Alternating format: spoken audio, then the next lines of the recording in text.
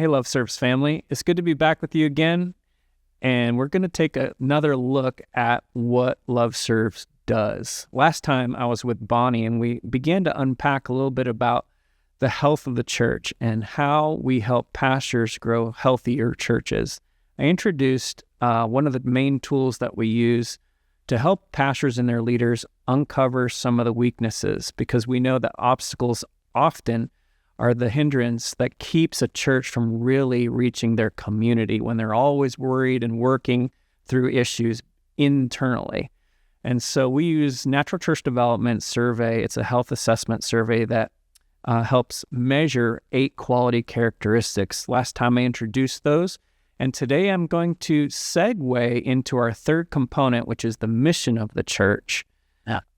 Using one of the quality characteristics called need-oriented evangelism. So the question today is, what does it look like when a church lives like Jesus? At LoveServes, we've seen that a healthy church doesn't just preach the gospel, it lives it. And one of the clearest signs of health is this: need-oriented evangelism. What would that even look like? Well, Jesus said in Matthew 25:40, "Whatever you did for one of the least of these brothers and sisters of mine, you did for me." Healthy churches take that seriously. Rather than waiting for people to show up on a Sunday, they go out and meet real needs with compassion, with humility, and love. Whether it's caring for a sick neighbor, feeding a hungry child, or visiting someone in prison, these are churches that follow Jesus' example. You know, being one who's a ministry leader myself and have pastored, this is one of those moments where just in the last 6 weeks, the Lord has been impressing upon my heart that even though we talk a lot about living on mission, there are times when I find myself so often with other Christians, and so I'm equipping, or I'm teaching, or I'm preaching, or I'm sharing like I am with you. And then I realized the Lord was showing me, actually in an extended time with him in the mountains, a reminder that, Peter, are you modeling this yourself? And so, yes, LoveServes trains, we coach, but really, we're just wanting to model Jesus.